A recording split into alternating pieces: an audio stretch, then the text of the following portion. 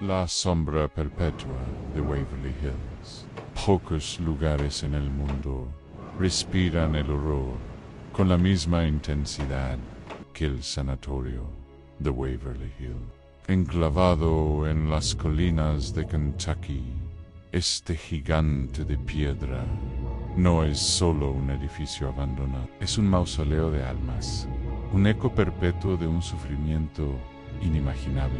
Si las paredes pudieran hablar, Waverly Hills gritaría. Su historia comienza a principios del siglo XX, en la época de la plaga blanca, la tuberculosis. Esta enfermedad, una sentencia de muerte lenta y agonizante, devastaba comunidades enteras. Los hospitales de la época no daban abasto, y la necesidad de aislar a los infectados llevó a la construcción de sanatorios.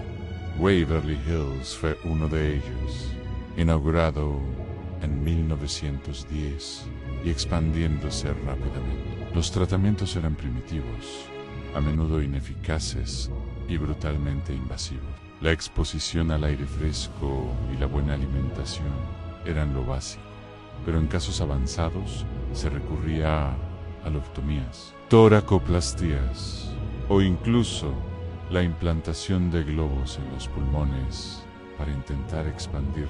La desesperación era palpable y la muerte una compañera constante. Se estima que miles, quizás hasta 63,000 personas perdieron la vida entre estos muros. Los pasillos de Waverly Hills fueron testigos de la agonía de niños, jóvenes y adultos, todos esperando un milagro que rara vez llegaba.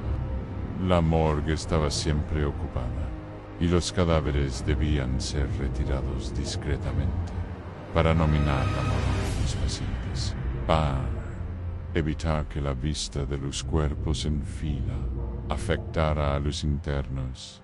Se construyó el túnel de la muerte, o Body Chute, un pasadizo subterráneo de 500 pies que descendía hasta el pie de la colina. Por este túnel, los cuerpos sin vida eran bajados en carros, ocultos de la vista, sus almas liberadas de la miseria terrenal, pero quizás no del todo de este lugar. Es en este punto donde la historia de la medicina se fusiona con la leyenda del horror. El sanatorio, al cerrar sus puertas en 1961, tras el descubrimiento de la streptomicina, no se vació del todo. Los espíritus de aquellos que sufrieron y murieron en agonía, se dice, permanecieron.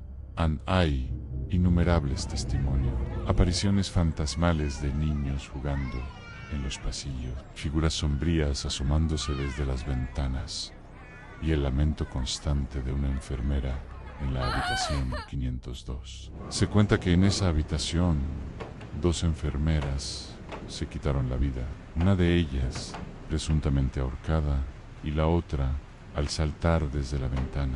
Fueron sus muertes por la desesperación o por algo más siniestro, los gritos de los atormentados por tratamientos brutales, las risas de los niños que murieron lejos de sus padres, los lamentos de las enfermeras que no pudieron soportar más. Todo se entrelaza en un coro etéreo que resuena entre las paredes desmoronadas. Los visitantes reportan sentir toques fríos, oír voces sin fuente y ver objetos moverse por sí solos.